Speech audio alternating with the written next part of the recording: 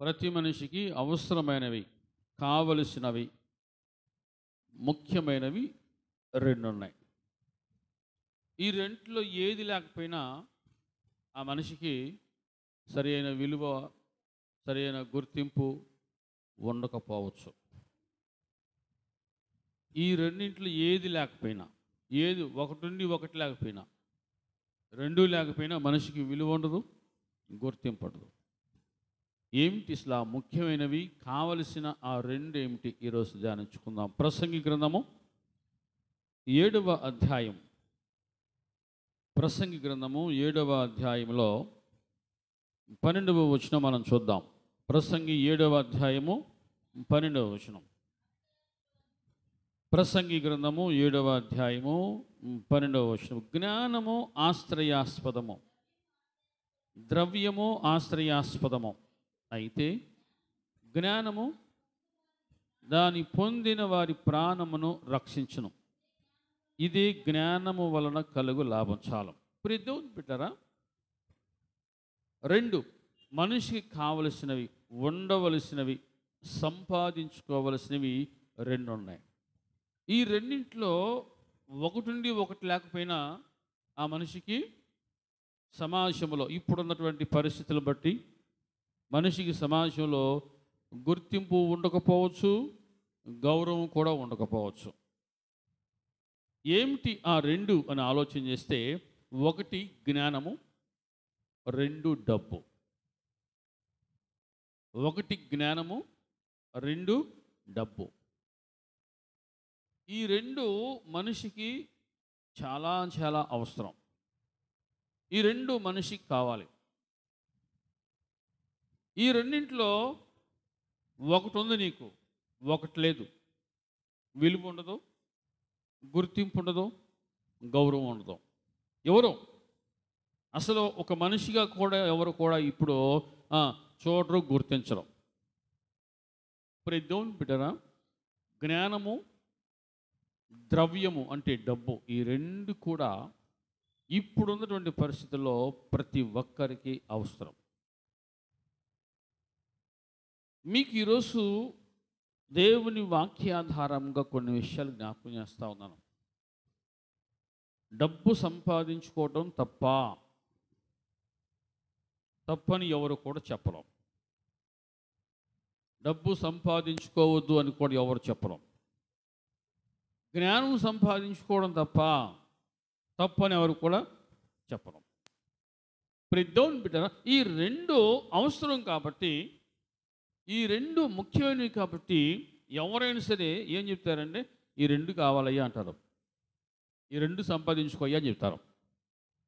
దేవుని బిడ్డలారా, ఇంకొక అడుగు ముందుకేస్తే పెద్దలు, వృద్ధులు, అనుభవం ఉన్న వాళ్ళు ఏమంటారండి, వయసులో సంపాదించుకున్న డబ్బు అక్కడికి వచ్చిందయ్యా అంటారు. అంటే డబ్బు ఇప్పుడున్నటువంటి పరిస్థితిలో అంత అవసరం. నాకు డబ్బుతో పని లేదు అనుకున్నవాడు ఒక రకంగా వెర్రోడే. నాకు డబ్బు అవసరం లేదు అనుకున్నవాడు వెర్రోడే. డబ్బు కావాలి, కానీ అదే జీవితం అన్నట్లుగా ఉండకూడదు. అది కూడా వెరితనమే. డబ్బే శాశ్వతం, డబ్బే జీవితం అనుకోవటం కూడా వెరితనమే. పోనీ నీకు డబ్బు సమృద్ధిగా ఉంది, నీకు కావలసిన దానికంటే డబ్బు ఎక్కువ ఉంది, కానీ జ్ఞానం లేదు, అది కూడా నిరుపయోగమే. డబ్బు నీకు కావలసిన డబ్బు ఉంది, కానీ జ్ఞానం లేదు. జ్ఞానం లేకుండా ఎంత డబ్బు సంపాదించినా అది కూడా అక్కడకు రాదు. పోనీ డబ్బు సంపాదించలేకపోయావు, జ్ఞానం బాగా సంపాదించావు, కానీ జ్ఞానం బాగా సంపాదించి నీ దగ్గర డబ్బు లేకపోయినా, అంటే ధనం లేకపోయినా, అది కూడా దేవుని బిడ్డనా గుర్తింపులకు రాదు. గౌరవానికి అది చాలా దూరంగా ఉంటుంది. దేవుని బిడ్డ చూడండి, ఒక ఎగ్జాంపుల్ మీకు జ్ఞాపకం చేస్తాను. ప్రసంగి గ్రంథంలో 9వ అధ్యాయంలో 15వ వచనం. అయితే అందులో జ్ఞానము గల ఒక భేదవాడుండి తన జ్ఞానం చేత ఆ పట్టణమును రక్షించను. అయినను ఎవరునూ ఆ భేదవాదుని జ్ఞాపకముంచుకొనలేదో. 16వ వచనం కూడా, కాగా నేను ఇట్లా అనుకుంటుని, బలము కంటే జ్ఞానము శ్రేష్టమే కానీ భేదవారి జ్ఞానము తృణీకరింపబడనో వారి మాటలు ఎవరినో. ఇది సత్యం, ఇది యథార్థం. ఇక్కడ మనం చూస్తున్నాం, చాలా పేదవాడు కానీ జ్ఞానవంతుడు. అతనికున్న కొరత ఏంటి? డబ్బు లేదు. అతనికి ద్రవ్యం లేదు, కానీ జ్ఞానవంతుడైన భేదవాడు. కానీ ఆ భేదవాడు తన జ్ఞానం చేత ఆ పట్టణాన్ని రక్షిస్తే, చాలా జాగ్రత్తగా ఉండండి, ఆ పట్టణాన్ని రక్షిస్తే ఆ భేదవాడు గుర్తింపు పొందడు అంటున్నాడు వాక్యం. ఆ భేదవాడు గుర్తింపును పొందడు. ఎందుకంటే అతడు పేదవాడు కాబట్టి, జ్ఞానవంతుడైనా సరే పేదవాడు కాబట్టి ఆ భేదవాడిని ఎవరు కూడా జ్ఞాపకం చేసుకోరంట. అదే ధనం ఉన్నవాడైతే చెప్పేవి 2 మాటలైనా సరే అవి చాలా విలువైనగా ఉంటాయి. ఎందుకంటే ఇప్పుడు సమాజం పోకడు అట్లా ఉంది. ఈ భేదవాడు తన జ్ఞానం చేత పట్టణాన్ని కాపాడితే, ప్రతి దేవుని బిడ్డరా ఆ భేదవాడిని మెచ్చుకోవాలి, పొగడాలి. కానీ ఎవరు మెచ్చుకునే వాళ్ళు లేరు, కనీసం జ్ఞాపకం చేసుకునే వాళ్ళు కూడా ఉండరు. లేరు అని వాక్యము సెలవిస్తాం. అంటే ఈ భేదవాడికి జ్ఞానం ఉంది, కానీ తన జ్ఞానాన్ని బట్టి పేదరికాన్ని జయించలేకపోయాడు. గుర్తుపెట్టుకుని ఈ మాట, పేదరికాన్ని జయించాలి అంటే ధనం సంపాదించాలి. ఈ ధనం ఉంటే ఈ పేదవాడికి జ్ఞానం, ప్రతి దేవుని బిడ్డరా ధనం ఉంటే ఈ వ్యక్తికి ఎంతో గుర్తింపు వచ్చేది. ఎందుకంటే జ్ఞానం చేత పట్టణాన్ని రక్షించాలని గుర్తింపు వచ్చేది. కానీ ఎందుకు ఎవరు కూడా జ్ఞాపకం చేసుకోవట్లేదంటే అతడు పేదవాడు. అంటే అతనికి జ్ఞానం ఉంది కానీ ఏం లేదు, డబ్బు లేదు. ఏమర్థం అవుతుంది? ప్రతి దేవుని బిడ్డరా ఈరోజు మీకు జ్ఞాపకం చేస్తున్నాను, మీకు జ్ఞానం ఎంత అవసరమో మీకు డబ్బు కూడా అంతే అవసరం, ధనం కూడా అంతే అవసరం. ఇక ప్రసంగి ఏమన్నాడు? జ్ఞానము ఆశ్రయాస్పదము, ద్రవ్యము కూడా ఆశ్రయాస్పదమే. ఈ 2 కూడా అవసరమే మనిషికి, ఈ 2 అవసరమే. చాలా జాగ్రత్తగా ఉంది. కాకపోతే ఇక్కడ జరుగుతున్న తప్పేనండి, ఇప్పుడున్నటువంటి పోకడ, సమాజ పోకడ ఎట్లా ఉందంటే, ఇక డబ్బు కోసం ఈ జీవితాన్ని దారపోస్తున్నారు, సంపాదన కోసమే జీవితాన్ని దారపోస్తున్నారు. కానీ సంపాదన వ్యామోహంలో పడి జ్ఞానాన్ని మర్చిపోతున్నారు, జ్ఞానం సంపాదించుకోవట్లా. ఒక ధనవంతుడు ఉన్నాడు, బైబిల్లో మనం చాలాసార్లు జ్ఞాపకం చేసుకున్నాం. ఓ నా ప్రాణమా తినము, త్రాగుము, సుఖించము, సంతోషించము అనుకున్నాడు. అంటే ఆ వ్యక్తికి ధనం ఉంది కానీ ఏం లేదు, జ్ఞానము లేదు. నా ప్రాణమా తినము, త్రాగుము, సుఖించము, సంతోషించము, ఇదిగో నీకు జీవితకాలం అంతా తిన్న సరే తరగని ధాన్యము సంపద నీ కోసం దాచిపెట్టాను. నా ప్రాణమా తినము, త్రాగుము, సుఖించము, సంతోషించము అనుకుంటున్నాడు. అంటే ఈ వ్యక్తికి విస్తారమైన ధనం ఉంది కానీ ఏం లేదు, జ్ఞానం లేదు. అందుకని దేవుడు ఏమన్నాడు? వెర్రివాడా, ఈ రాత్రి నీ ప్రాణం పోతే ఇదంతా ఎవరిదే ఇద్ది అంటాడు. అంటే ఒక వ్యక్తికి ఏమో ధనం ఉంది, ఒక వ్యక్తికి ధనం లేదు. ఒక వ్యక్తికి జ్ఞానం ఉంది, ఇంకొక వ్యక్తికి జ్ఞానం లేదు. అందుకని సమాజంలో ఇద్దరికి విలువ లేదు. జ్ఞానం చేత పట్టణాన్ని రక్షించాడు అని జ్ఞాపకం చేసుకునే వాళ్ళు లేరు. ప్రతి దేవుని బిడ్డరా ఈ వ్యక్తికి ధనం ఉంది, తినే అంత సమృద్ధి ధాన్యం ఉంది, కానీ జ్ఞానం లేదు. వెర్రోడుగా దేవుని దృష్టిలో ఉన్నాడు, వెర్రివాడా అని అనిపించుకుంటున్నాడు. అంటే ప్రతి దేవుని బిడ్డరా ఈ రెండిట్లో ఏది కూడా తక్కువ అయినా సరే అతని జీవితంలో అసంపూర్ణత అనేది మిగిలి ఉంటుంది. పరిపూర్ణతకు చాలా దూరంగా ఉంటాడు. త్రాసులో ఈ రెండు, అంటే అటువైపున ఇటువైపున ఉన్నటువంటి ఈ త్రాసు చాలా జాగ్రత్తగా ఉండి, ఈ రెండు బ్యాలెన్స్గా ఉంటేనే ఆ మనిషికి నిండుదనం, నిండు కొండ, లేకపోతే సమృద్ధి, లేకపోతే మంచి విలువైన వ్యక్తిగా సమాజంలో గుర్తింపు పొందుతున్నాడు. కాబట్టి దేవుని బిడ్డలు చాలా జాగ్రత్తగా ఆలోచన చేయాలి. ఒక ధనవంతుడు ఉన్నాడు. ఆ ధనవంతుడికి ధనవంతుతో పాటు జ్ఞానం కూడా ఉంది. కాబట్టి ఆ ధనవంతుడు అన్నాడు, నా ప్రాణమా యెహోవాను సన్నుతించుము, నా అంతరంగమున సమస్తమా ఆయన పరిశుద్ధ నామాన్ని సన్నుతించుము, ఆయన చేసిన ఉపకారములలో దేనిని మరవద్దు. ఈ వ్యక్తికి ధనం ఉంది, జ్ఞానం కూడా ఉంది. అతనికి దేవతల వంటి జ్ఞానము కలిగినవాడు అనే పేరు ఉంది దావీదుకి. ప్రతి దేవుని బిడ్డ దేవదూతలకు ఉన్నటువంటి జ్ఞానము దావీదు కలిగి ఉన్నాడు అని ఒక మంచి పేరు సంపాదించుకున్నాడు. ఆ జ్ఞానంతో పాటు ధనవంతుడు కూడా అయ్యాడు. ఎవరు? దావీదు అంతకంతకు వర్ధిల్లెను అని వాక్యం సెలవు. అంతకంతకు వర్ధిల్లెను. ఎంతగా వర్ధిల్లుతూ ఉన్నాడో ప్రతి దేవుని బిడ్డల జ్ఞానంలో కూడా వర్ధిల్లాడు. ధనములను ఇటు జ్ఞానములను రెండు విషయాల్లో కూడా వర్ధిల్లాడు. నా ప్రాణమా యెహోవాను సన్నుతించుము, నా అంతరంగమున సమస్తమా ఆయన పరిశుద్ధ నామాన్ని సన్నుతించుము. ప్రతి దేవుని బిడ్డలారా, ఈనాడు జ్ఞానం ఉంది కానీ కొంతమందికి డబ్బు లేదు. అదేమనంటే నాకు అవకాశం లేక పేదవాడిగా మిగిలిపోయా అంటారు. అవకాశాన్ని నీవే సృష్టించుకోవాలి. హలో చెప్పండి, అవకాశాన్ని నీవే సృష్టించుకోవాలి. దేవుడు నీకు మంచి శ్రేష్టమైన జ్ఞానం ఇచ్చినప్పుడు అవకాశాలను నీవే సృష్టించుకోవాలి. మార్గాలను నీవే తెలుసుకోవాలి. ప్రతి దేవుని బిడ్డరా, నేను ఈ మధ్యన ఎందుకు పడుకొని కొన్ని విషయాలు వాక్యంలో ఉన్న కొన్ని మాటలు ధ్యానిస్తూ ఉన్నప్పుడు కొందరి జీవితాలు ఎలా ఉన్నాయంటే మూర్ఖత్వము, అజ్ఞానము అనేటువంటి బావిలో ఉన్నారు చాలామంది. మూర్ఖత్వము, అజ్ఞానము అనేటువంటి బావిలో ఉన్నారు. దాని నుంచి బయటకు వస్తేనే జ్ఞానం అనే నది ప్రవహిస్తూ ఉంటే దాన్ని చూస్తారు. దాని నుంచి బయట రావాలి.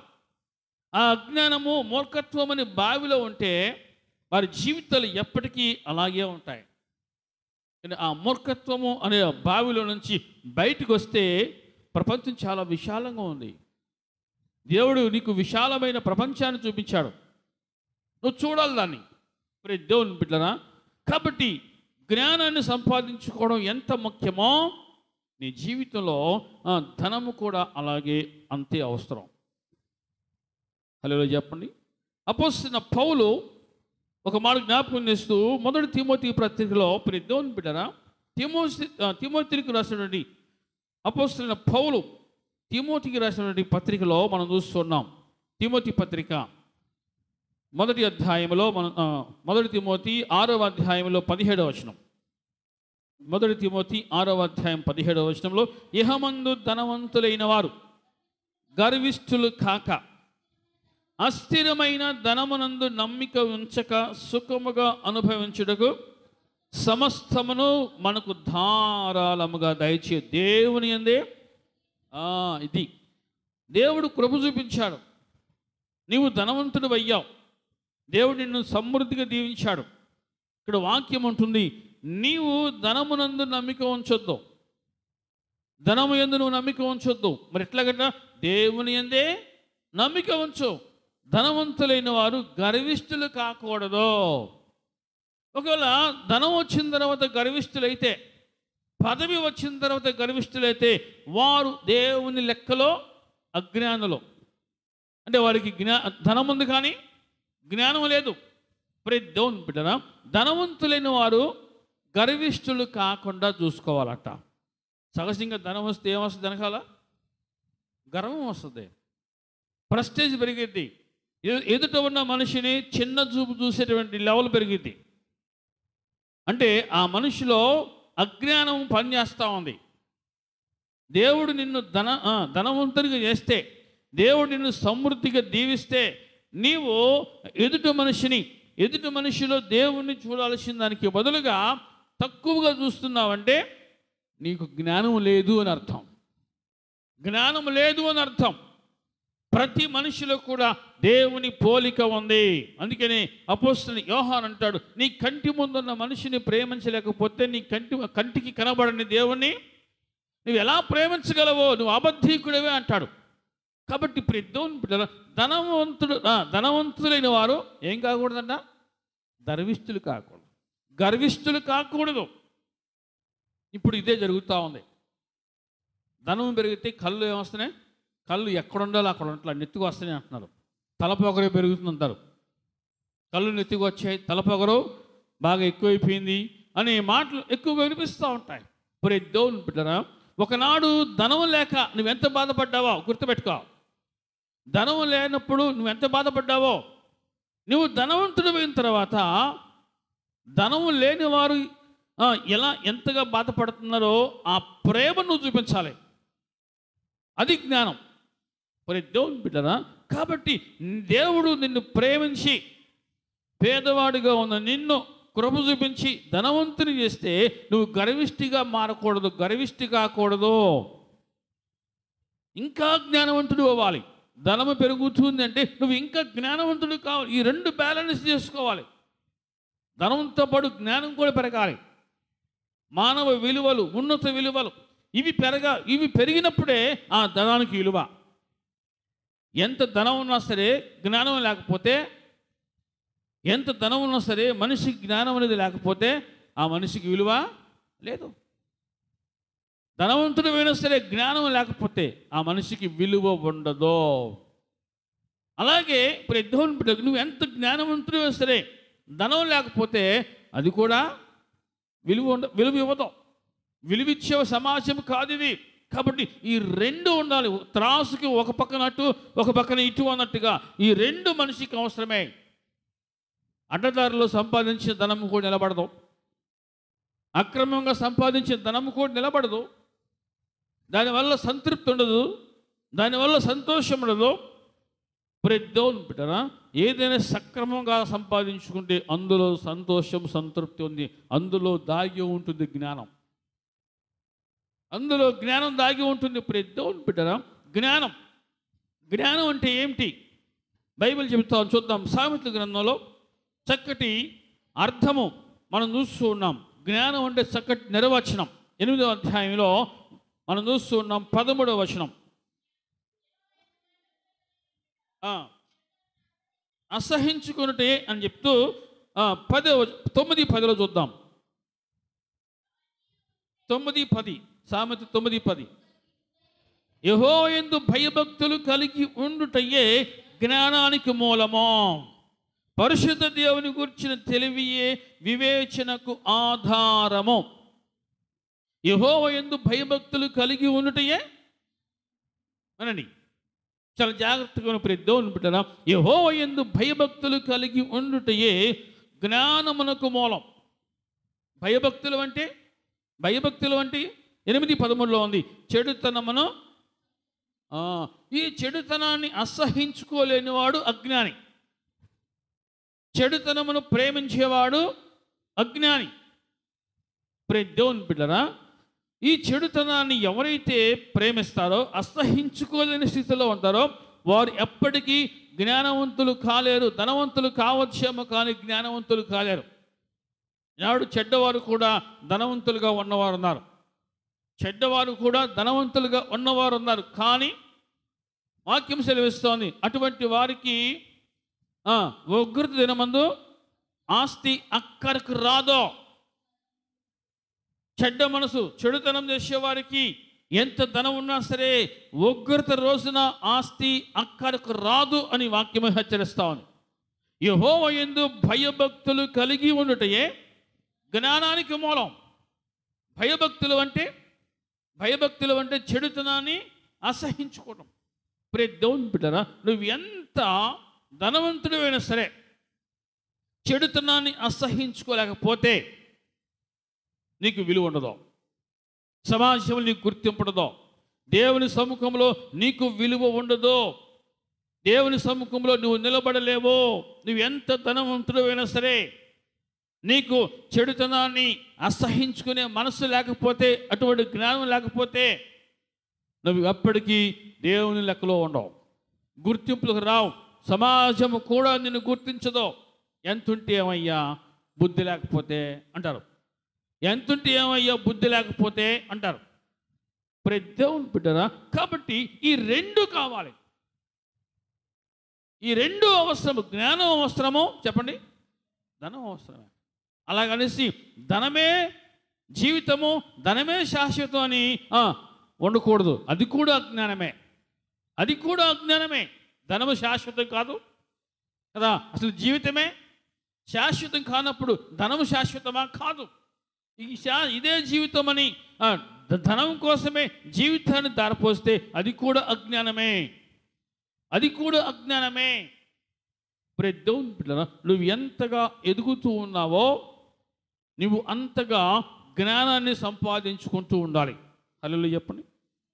జ్ఞానాన్ని సంపాదించుకో. ధనము సంపాదించుకోవడం ఎంత అవసరమో జ్ఞానాన్ని సంపాదించుకోవడం అంతే అవసరం. జ్ఞానం సంపాదించుకోవడం ఎంత అవసరమో చెప్పండి, ధనము సంపాదించుకోవడం కూడా అంతే అవసరం. ఎందుకంటే ఈ సమాజంలో దేవుని బిడ్డలారా, నీకు ధనము లేదు అని తెలిస్తే అసలు నేను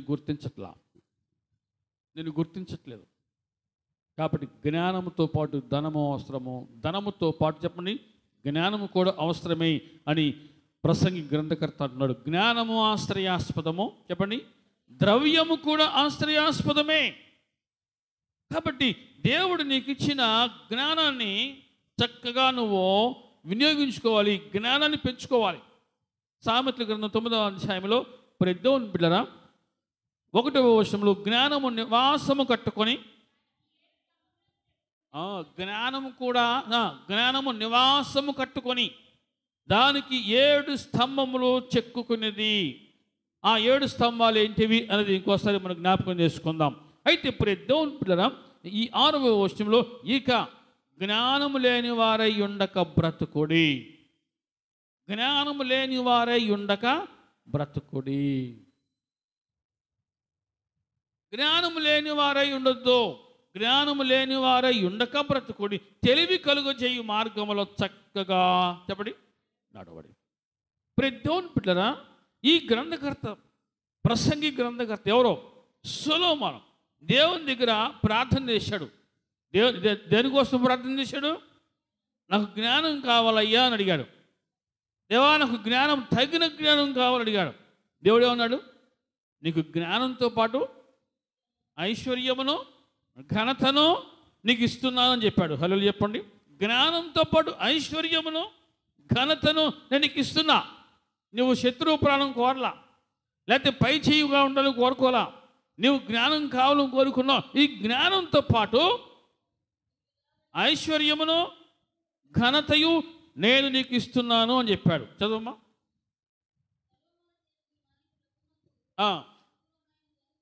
కనుక ఏమని సెలవిచ్చాడు? నీవు దీర్ఘాయువునైనను ఐశ్వర్యమునైనను అడుగక జ్ఞానం కావాలని నువ్వు అడిగావు. నీవు ఇలాగూ అడిగినందున నీ మనవి ఆలకించున్నాను.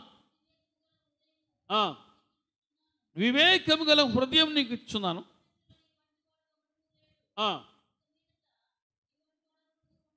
చదవండి. మరియు ఐశ్వర్యమును చదవండి. అది చూసారా, దేవుడు జ్ఞానంతో పాటు ఏమిచ్చాడు? ఐశ్వర్యమును ఘనతయు కూడా నీకు ఇస్తున్నాను. అంటే ఎంత అవసరమో చూడండి. ఐశ్వర్యం కూడా అవసరమే, అంటే ధనము కూడా అవసరమే. ఈ రోజుల్లో అప్పు పుట్టాలంటే మరీ కష్టంగా ఉంది. ఈ రోజుల్లో అప్పు పుట్టాలని చెప్పండి మరీ కష్టం. ఇప్పుడు ఇంకో సామెత కూడా ఒకటి ఉంది. అప్పు అడిగేవాడు ఒక్కసారి అడుగుతున్నాడంట. అప్పు అడిగేవాడు ఒక్కసారి అడుగుతాడంట. అప్పు తీసుకున్న వాడి దగ్గర మళ్ళీ అప్పు ఇచ్చిన వాడు 100 సార్లు అడగాల్సి వస్తుందంట. మీకు అర్థం కాల? అప్పు అడిగేవాడు ఒక్కసారి అడిగితే కదా, అప్పు ఇచ్చినవాడు 100 సార్లు అడగాల్సి వస్తుందంట ఇప్పుడు కాలం. అందుకని అందుకే ఒక సామెత కూడా ఉంది, డబ్బు ఇచ్చి పగ తెచ్చుకోవడం ఎందుకయ్యా అనేసి. కొంతమంది ఎందుకు నాకు లేవులే అనుకుంటున్నారు అని చెప్పే పరిస్థితి వస్తామని చెప్తున్నారు. అవును చెప్తున్నారు బయట, ఈ అబ్బాయి ఎందుకులే మనకి ఇబ్బంది పెడతాడులే, ఈ బాధలు ఎందుకులే అనుకునే వాళ్ళు కూడా ఉన్నారు. కాబట్టి అప్పు తీసుకునే వాళ్ళు ఖచ్చితంగా ఇవ్వటం కూడా నేర్చుకోవాలి. ఎందుకంటే ఈ రోజుల్లో ప్రతి అప్పు అడిగితే అప్పు కూడా పొట్టని తినాలి. కాబట్టి అంటే డబ్బు ఎంత అవసరమో జ్ఞాపకం చేస్తున్నా. ఐశ్వర్యమును ఘనతయో నేను నీకు ఇస్తున్నా అని దేవుడు చెప్పాడు. మన చెయ్యి ఇలా ఉండనుగాక. చెప్పండి ప్రతి దేవుని బిడ్డలారా, వాక్యం సెలవిస్తుంది, ఇక జ్ఞానము లేని వారై ఉండక బ్రతుకుడి. జ్ఞానంతో పాటు దేవుడు సొలొమోనుకి ఏమిచ్చాడు? ఐశ్వర్యమును ఘనత. ప్రతి దేవుని బిడ్డలారా, దేవుడు మనకున్న ప్రతి అవసరతను ఆయన తీరుస్తాడు. మనకున్న ప్రతి అవసరతను ఆయన తీరుస్తాడు. ఒక మాట మీకు జ్ఞాపకం చేస్తాను, చూద్దాం. యాకోబు పత్రికలో, యాకోబు పత్రిక ప్రతి దేవుని బిడ్డలారా 3వ అధ్యాయంలో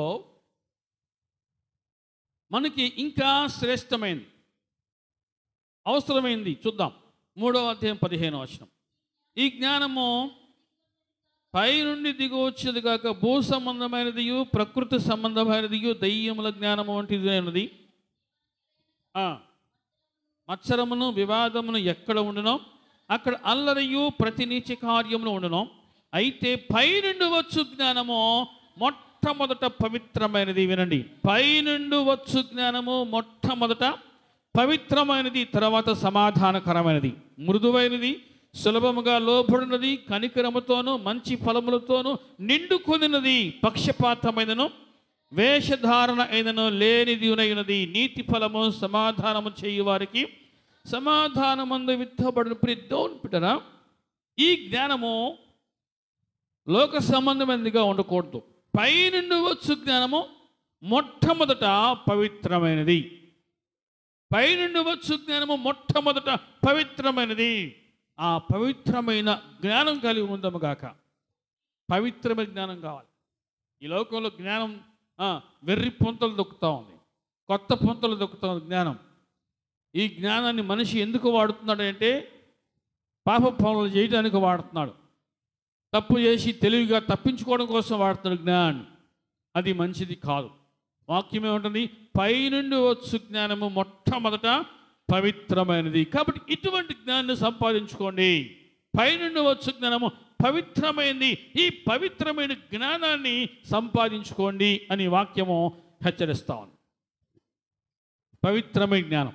దేవుని బిడ్డలారా, ఈ జ్ఞానం ఉన్నవాడు ఖచ్చితంగా ఎప్పుడు కూడా ప్రేమ కలిగి ఉంటాడు.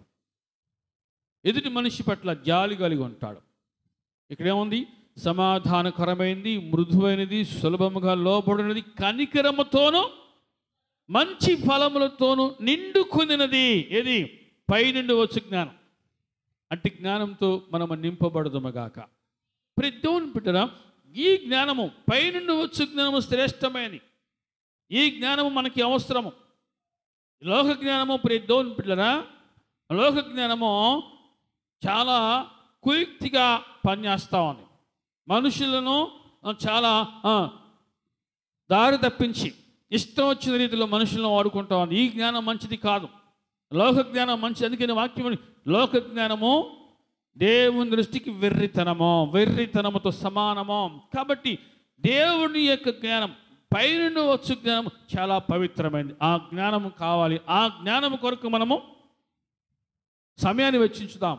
ఆ జ్ఞానం మనం సంపాదించుకున్నాం. దేవుని బిడ్డ, అదేవిధంగా ద్రవ్యము, ధనము కూడా అలాగే అవసరమని వాక్యం హెచ్చరిస్తాం. కాకపోతే ఇక్కడ జరుగుతున్న విషయం అండి, ఈ ధనం మాయలో పడి, ఈ వ్యామోహంలో పడి ప్రేమలు తగ్గించుకుంటున్నారు, కుటుంబాల మధ్య సంబంధాలు తెంచుకుంటున్నారు, ఈ విధంగా దూరాలు పెంచుకుంటున్నారు. ధనం వచ్చిన తర్వాత అందరినీ దూరం చేసుకునే స్వభావం చాలామందికి ఉంది. ధనం వచ్చాక అందరినీ దూరం చేసుకోవడం, అందరినీ పగ చేసుకోవడం. అందుకని వాక్యం ఏమంటుంది? అది నిశ్చయముగా రెక్కలు ధరించి, ఏది ధనము నిశ్చయముగా రెక్కలు ధరించి ఎగిరిపోద్ది. కాబట్టి ధనం వచ్చిన తర్వాత అందరిని దూరం చేసుకోకూడదు, ఇంకా ప్రేమను పెంచాలి, ప్రేమను పంచాలి, అందరిని ఇంకా కలుపుకోవాలి, అందరిని దగ్గరికి తీసుకోవాలి. అలా పెద్ద మనసు దేవుడు ఇచ్చిన గాక. కొంతమందికి ధనము లేకపోతే పాపపు ఆలోచనలు ఎక్కువగా వస్తూ ఉంటాయి. ఎట్లయినా సరే ధనం సంపాదించాలి, అడ్డదారులు తొక్కైనా పాపం చేసినా తప్పుడు మార్గంలో వెళ్ళినా సరే ధనం సంపాదించాలి అనేటువంటి వ్యామోహంలో పడి దేవుని బిడ్డలారా జ్ఞానాన్ని విడిచిపెట్టి మూర్ఖత్వంలో పడి ధనం కోసం పరుగులు వేస్తున్నారు, అడ్డదారులు దొక్కుతున్నారు, పాప పనులు చేస్తున్నారు, తప్పుడు మార్గాలు వెళ్తూ ఉన్నారు. ఈ విధంగా దేవుని బిడ్డలారా ఉన్న మంచి పేరును పోగొట్టుకుంటున్నారు, మంచి సాక్ష్యాన్ని పోగొట్టుకుంటున్నారు. అది ఎంత మాత్రం కూడా మంచిది కానే కాదు. ధనము సంపాదించుకోవటం కూడా అది కూడా జ్ఞానంలో ఒక భాగమే. అందుకని ఒక కొటేషన్ ఒకటి ఉంది, కండ బలము కన్నా బుద్ధి బలము మెన్న అంటారు. కాబట్టి దేవుడు నీకు ఇచ్చిన బుద్ధిని లేక దేవుడు నీకు ఇచ్చిన జ్ఞానాన్ని శ్రావ్యముగా వాడుకుంటే అది శ్రేష్టమైనదిగా నీకు ఉపయోగపడును గాక. దేవుడు నీకు ఇచ్చిన బుద్ధి, దేవుడు నీకు ఇచ్చిన జ్ఞానము చాలా విలువైనది. దాన్ని చక్కగా వాడుకో, దాన్ని గోతులో పెట్టబాకు, మూర్ఖత్వాన్ని బావిలో పడేబాకో. దాన్ని చక్కగా వాడుకుంటే ఆ జ్ఞానము నిన్ను పైకి లేపిద్ది. దేవుడి నామానికి మహిమ కలుగును గాక. చాలామంది ధనం లేకపోతే పాపం చేసేవాళ్ళు ఉన్నారు, ధనము ఎక్కువయ్యి పాపం చేసేవాళ్ళు ఉన్నారు, ధనము లేక ధనము కొరకు పాపం చేసేవాళ్ళు ఉన్నారు, ధనము లేక ధనము కొరకు దేవుని విడిచిపెట్టి దేవునికి దూరం అయిపోయి లోకానికి దగ్గరైన వాళ్ళు కూడా ఉన్నారు. అందులో మూర్ఖత్వము అజ్ఞానం దాగి ఉంది. దేవుని బిడ్డలారా తప్పుడు పనులు చేస్తే ధనం వస్తుంది, అడ్డదారి తొక్కితే ధనం వస్తుంది, అక్రమ సంబంధాలు పెట్టుకుని ధనం వస్తుంది, ధనం సంపాదించుకోవచ్చు అనుకునే వాళ్ళు ఈనాడు లోకంలో చాలామంది ఉన్నారు.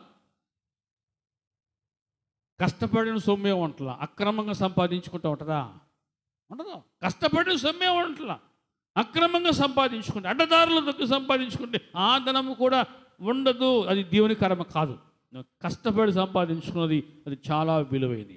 కాబట్టి దేవుని బిడ్డరా దేవుడు నీకు ఇచ్చిన ఆయుష్కాలంలో, దేవుడు నీకు ఇచ్చిన వయసును బట్టి, దేవుడు నీకు ఇచ్చిన ఆరోగ్యం బట్టి ఈ రెండును సంపాదించుకో. జ్ఞానము, ధనము నీ పిల్లలకు అక్కడికి వస్తుంది. సామెతల గ్రంథంలో దేవుని బిడ్డరా ఒక మాట మీకు జ్ఞాపకం చేస్తాను. సామెతల గ్రంథంలో ఇక్కడ ఒక చక్కటి మాట 13వ అధ్యాయంలో 22వ వచనం, 13:22 మంచివాడు తన పిల్లలను ఆస్తికర్తలుగా చేయను, పాపాత్ముల ఆస్తి నీతిమంతులకు ఉంచబడును. పాప పనులు చేసి ఆస్తి సంపాదించుకుంటే ఆ ఆస్తి అతనికి అక్కడికి రాదు. మరి ఎవరికి వస్తుందండి? నీతిమంతులకు వచ్చిందండి. అది హల్లెలూయా చెప్పండి. ఇలా ఉంది.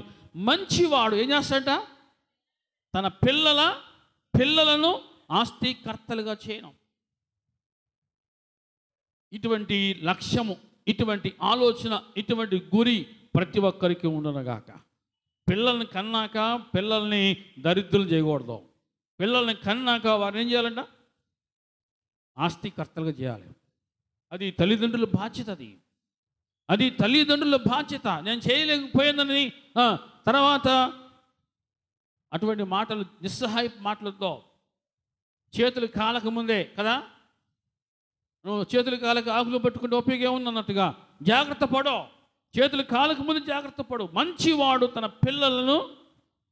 పిల్లలను ఆస్తికర్తలుగా చేయను. అంటే దేవుడు నీకు ఇచ్చిన జ్ఞానానికి పొదలుపెట్టు. జ్ఞానాన్ని చక్కగా వాడుకుంటే నీకు అన్ని సమృద్ధిగా సమకూర్చబడునగాక. పిల్లలను ఆస్తికర్తలుగా ఈనాడు పిల్లల్ని కంటున్నారు, దరిద్రులు చేస్తున్నారు. పిల్లల్ని కంటున్నారు కానీ ఏం చేస్తున్నారు? పిల్లలను దరిద్రులు చేస్తున్నారు. వారికి సరైన చదువు లేక, సరైనటువంటి వసతి లేక వారిని దరిద్రులుగా చేస్తూ ఉన్నారు. చాలామంది తల్లిదండ్రులుగా ఉన్నవాళ్ళు బాధ్యతలు సక్రమంగా నెరవేర్చట్లా, సరైన విధంగా స్పందించట్లా. రూపాయిని సంపాదించకపోగా ఉన్న రూపాయిని ఎలా ఖర్చు పెట్టాలి, ఎలా తాగాలి, ఎలా జలస చేయాలి, ఎలా దాన్ని వృధా చేయాలి, ఇటువంటి దిక్కుమాలిన తెలివితేటలు ఉపయోగించి పిల్లలను దరిద్రులు చేసేటువంటి తల్లిదండ్రులు చాలామంది ఉన్నారు. ప్రతి దేవుని బిడ్డ, నా ప్రాణమా తినమో త్రాగమో సుఖించుమో అన్నట్టుగా చాలామంది ఇదే వ్యాపకంలో పిల్లలను అడుక్కోమనేంత ఇదిగా దరిద్రులు చేసేటువంటి తల్లిదండ్రులు లోకంలో ఉన్నారు. అలా ఉండకూడదు. పిల్లలను ఏం చేయాలంట? ఆస్తికర్తలుగా చేయి. నీ మట్టుకు నీవు నీ శక్తి లోపం లేకుండా నీ చేతికి వచ్చిన పని నువ్వేం చేయాలి? పని చేయి. నీ చేతికి వచ్చిన పని శక్తి లోపం లేకుండా పని చేయి. నీ పిల్లలు నిన్ను మెచ్చుకోవాలి. ప్రతి దేవుని బిడ్డరా, మంచివాడు ఏం చేస్తాడు? తన పిల్లలను గుర్తుపెట్టుకొని పాపం చేసి అక్రమం చేసి అన్యాయం చేసి సంపాదించిన సొమ్ముని పిల్లలకి ఇచ్చినా సరే అది పిల్లలకు దీవెన కాదు. పిల్లలకు దీవెన కాదు. అది పిల్లలకు దీవెన కానే కాదు. నువ్వు కష్టపడి నువ్వు సంపాదించిన సొమ్ము పిల్లలకు దీవెనకరంగా ఉంటుంది. నువ్వు అన్యాయం చేసి అక్రమం చేసి అడ్డదారిలో సంపాదించిన రూపాయి నువ్వు పిల్లలకి ఇచ్చినా సరే అది కూడా పిల్లలకు దీవెనకరంగా ఉండదు. పిల్లలకు దీవెనకరంగా ఉండదు. ప్రతి దేవుని బిడ్డ కష్టపడి సంపాదించి పిల్లలను నువ్వు ప్రయోజకులను చేయి. ఈరోజు మీకు గ్రూపులో ఒక పోస్ట్ పెట్టాను. నిన్న మొన్న ఇవాళ పెట్టింది. అందులో పోస్ట్, ఒకే ఇంట్లో ముగ్గురు ఏమయ్యారు? ఐపీఎస్లు అయ్యారు. ఆ ముగ్గురు ఐపీఎస్లు అవడానికి తల్లిదండ్రులు ఇచ్చిన గైడ్లైన్స్ ఎంత విలువైన చూడండి. ప్రయోజకులు చేశారు. ప్రతి దేవుని బిడ్డరా, ఆ విధంగా మీరు మీ పిల్లలకు సరైన దశ నిర్దేశం చేయాలి. పిల్లలకు సరైన మార్గము, సరైన గైడ్లైన్స్ ఇవ్వాలి. వారిని ప్రయోజకులను చేయాలి.